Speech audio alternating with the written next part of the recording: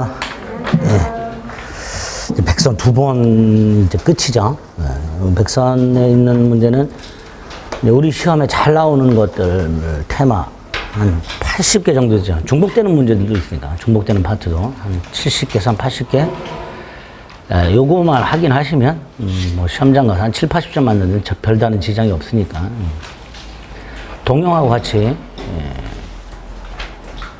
요 나온 파트를 요약집이나 이런 걸 통해서 반드시 이렇게 복습을 내 걸로 만들어야 됩니다. 그러니까 어디를 봐야 될지 모르잖아요. 그죠? 뭐 다 봐야 될 것 같고 막 그렇습니다. 뭐 그런데 그럴 필요가 없고요. 그 나온 부분만 딱딱 계속 반복해서 동영하고 같이 확인을 지금부터 하시면 시험장 가실 때까지 한 18일 동안 하루에 동영 하나, 요약집 하나, 요약집 한 번 이런 식으로 확인하면 10번 정도 확인이 돼요. 10번. 네. 그럼 됩니다. 그렇게 꼭 복습을 해 주셔야 됩니다.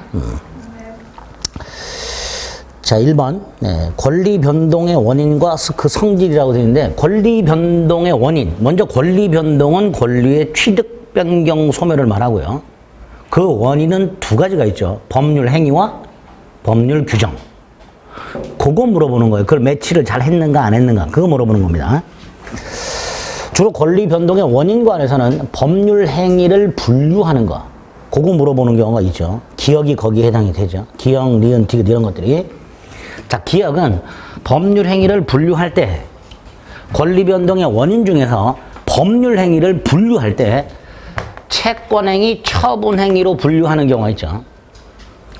채권행위는 매매 계약 뭐 이런 거 말하는 거고요. 처분행위는 권리를 종국적으로 변동시키는 거죠. 이 처분행위의 물권행위와 준물권행위가 있습니다. 자, 채권행위하고 처분행위는 채권행위 한 당사자에게 채권 채무가 생겨요. 예를 들어서 매매계약, 매도인, 매수인에게 채권 채무가 생기죠. 또 채무 인수 계약을 하게 되면 채무를 인수한 사람이 대신 채무를 갚아야 되는, 돈을 갚아야 되는 그런 채무가 생깁니다. 이런 게 채권 행위예요. 채권 행위는 무슨 계약, 매매 계약 이런 거 생각하시면 되고, 또 하나가 채무 인수 이런 게 있습니다. 근데 물권 행위는 등기 넘겨주는 거 생각해 주시면 돼요. 등기해 주는 거, 소유권 이전 등기해 주는 거, 저당권 설정 등기해 주는 거, 재산권 설정 등기해 주는 거, 이런 게 물권 행위다라고 생각하시면 돼요. 반면에 준물권 행위는 두 가지 암기합니다. 채권 양도하고 채무 면제. 채권을 양도하면 그걸로 끝이에요. 더 이상 뭐 할 게 남지 않아요. 둘 사이에. 또 채무를 면제해 주더라도 채권자 채무자의 관계가 끝. 더 이상 뭐 해줄 게 남진 않습니다. 채권 채무가 생기질 않습니다. 그래서 법률행위 분류해서 채권행위, 처분행위 분류하고 처분행위, 물권행위, 준물권행위를 구별하되, 머리 아프면 준물권행위, 법률행위 중에서 처분행위고 처분행위 중에서 준물권행위다. 두 개가 있다. 채권 양도와 채무 면제. 그게 기억입니다. 자, 니은은 계약을 분류할 때, 법률행위 중에서 계약을 분류할 때 낙성계약, 요물계약 구별하죠. 그 중에 요물계약, 현상광고계약, 계약금계약 두 개. 현상광고계약, 계약금계약. 그게 니은이죠. 디귿. 또다시 법률행위를 분류할 때 단독행위하고 계약을 구별하는 경우가 있죠. 그걸 구별해라. 그 중에 단독행위는 상대방 없는 단독행위와 있는 단독행위죠. 그 중에 상대방 없는 단독행위는 재단법인 설립행위, 동산소유권 포기. 그 두 개는 기억을 해야 되고요.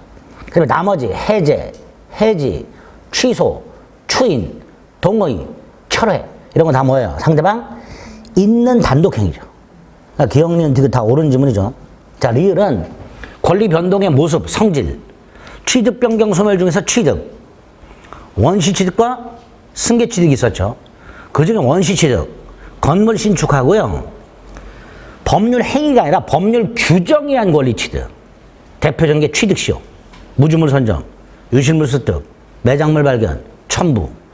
이런 것들이 다 법률 규정에 의한 소유권 취득인데, 법률 규정에 의한 소유권 취득은 원시 취득입니다. 승계 취득이 아니라. 따라서 올바르게 연결된 것은 기역, 니은, 디귿 3개 이렇게 되겠죠. 이렇게 고를 수 있어야 돼요. 이게 첫 번째 나와. 근데 이제 여기 1번 같은 문제 형태는 뭐 매년 나오진 않아요. 그러니까 민법 총칙 맨 앞에 있는 거 권리 변동과 그 권리 변동의 원인, 취득 변경 소멸과 법률행위 법률 규정 중에 법률행위 분류 이 파트는 매년 나오진 않으니까 그 요약집이나 이런데 나온 거 몇 가지 체크되어 있는 거 그것만 딱 기억하시면 됩니다. 아시겠죠? 됐습니다. 자, 2번 법률의 목적, 목적의 확정성, 가능성, 적법성, 사회적 타당성 4가지 중요한 부분이죠. 자, 먼저 확정성은 1번 틀렸죠? 확정되어 있어야 한다가 아니라 확정되어 있거나 확정할 수 있거나 둘 중에 하나.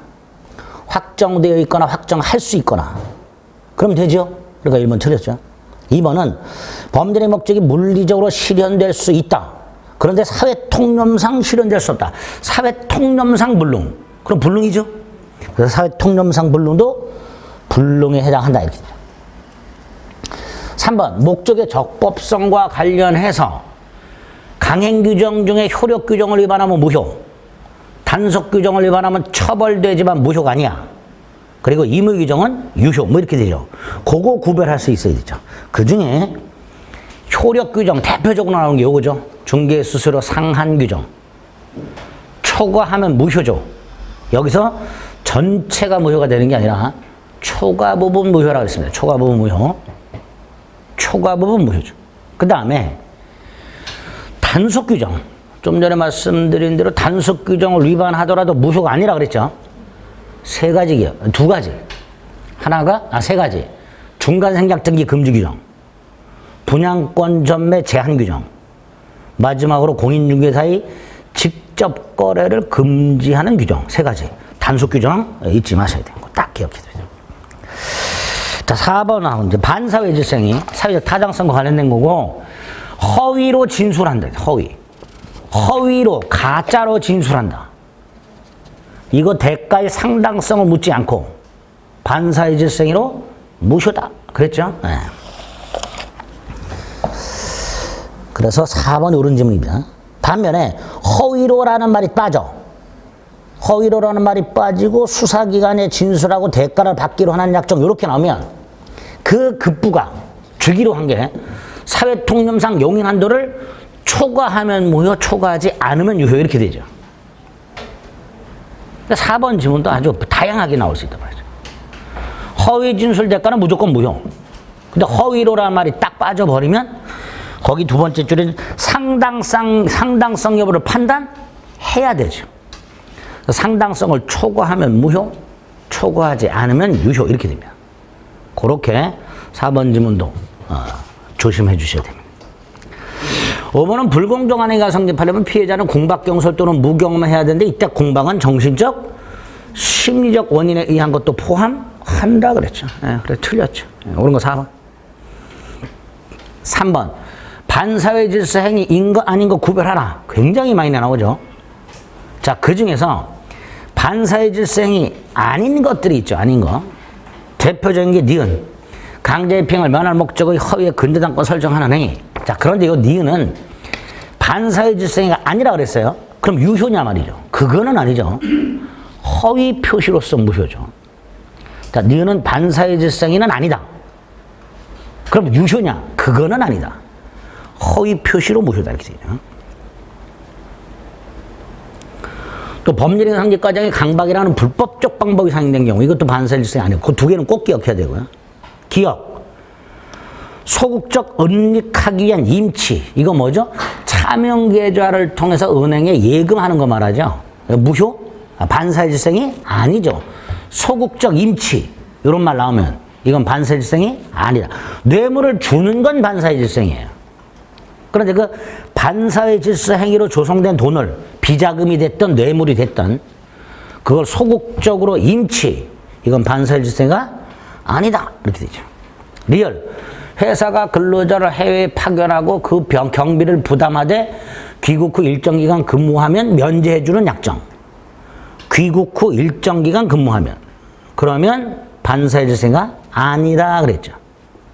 이렇게 반사의 질서 행위인 거 아닌 거 꼭 구별을 해 주셔야 됩니다. 답은 2번이죠. 반사의 질서에 해당되는 거 디귿 하나 있죠. 도박 자금 빌리는 것도 반사의 질서 행위. 그걸 갚는 것도 반사의 질서 행위. 그랬습니다. 답 2번. 자, 4번. 반사회적 행위에 관한 설명으로 틀린 거. 그 중에 동그라미 1번. 동기가 반사의 질서인 거. 이거 동기의 불법이라고 하죠. 이건 원칙적으로 반사의 질서가 아니죠. 근데 앞에 알려진 동기가 반사의 질서적이에요. 상대방에게 그 불법한 동기를 표시했거나 상대방이 알게 됐거나 그럼 반사의 질서로 무효가 된다 그랬죠. 그냥 동기가 반사의 질서적인 경우는 반사의 질서가 아니에요. 그런데 앞에 뭐가 붙어 표시되거나 알려진 그런 반사의 질서 행위가 된다 그랬죠. 2번 어떤 행위가 유효냐 무효냐를 판단하는 기준식이 대원칙 행위 당시 법률 행위가 이루어진 때 이렇게 되겠죠. 3번은 반사회 질서 행위에 해당되는 거죠. 상대방을 행정관서에 진정서를 제출해서 궁지에 빠뜨린 다음에 네가 나 돈 주면 이 진정서 취하하겠다. 뭐 이런 거 다 반사회 질서 행위가 되죠.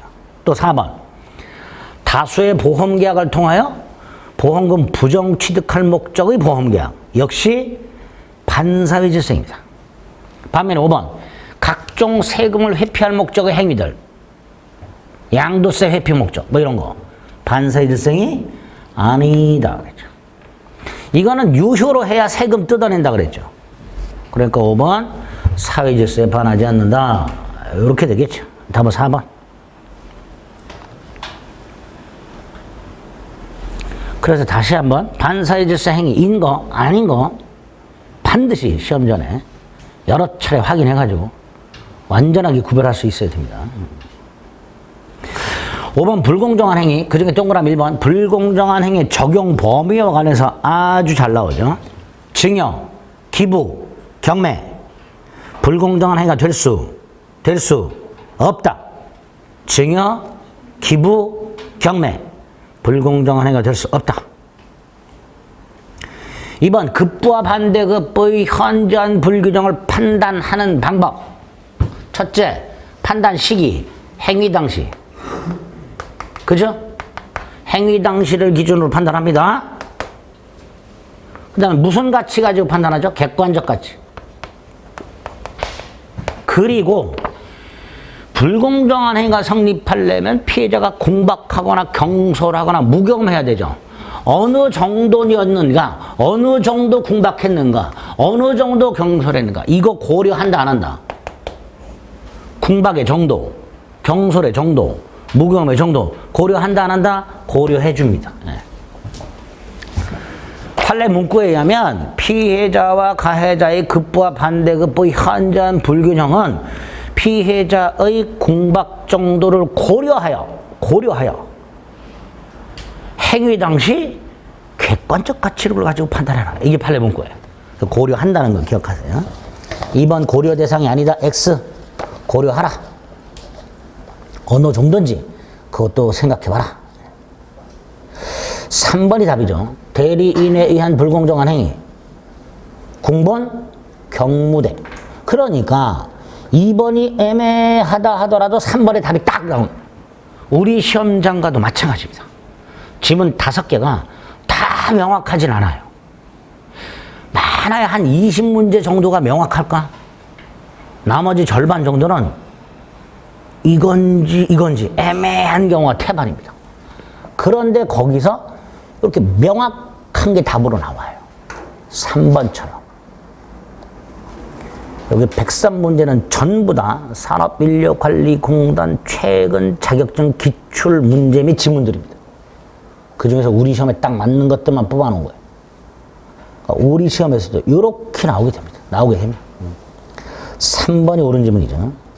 4번은 불공정한 행위가 성립하기 위한 요건이 3가지였죠. 피해자의 궁박경솔 또는 무경험, 급부와 반대급부, 현저한 불균형, 마지막 폭리자의 폭리의사. 즉 두 번째 줄 상대방 당사자에게 이걸 이용하려는 의사가 있어야 이용하려는 의사가 뭐예요? 폭리의사. 그게 있어야 불공정한 행위가 성립한다. 그랬죠? 5번 불공정한 행위와 관련된 소송이 붙었을 때 무효 주장자가 전부 증명해야 된다 그랬죠. 그 말은 급부한대급부 현장 불균형이 있다 해서 궁박 따위가 추정되지는 않는다. 그런 의미죠. 그래서 5번도 틀린 질문이죠.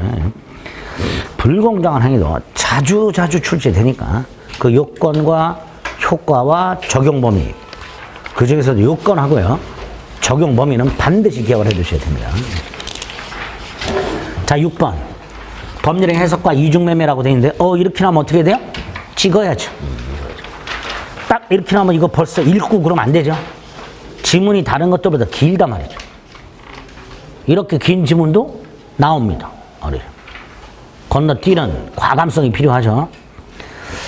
자, 다 풀고 돌아왔다. 물론 이제 여기에 있는 지문들을 줄여서 출제할 수도 있어요. 줄을.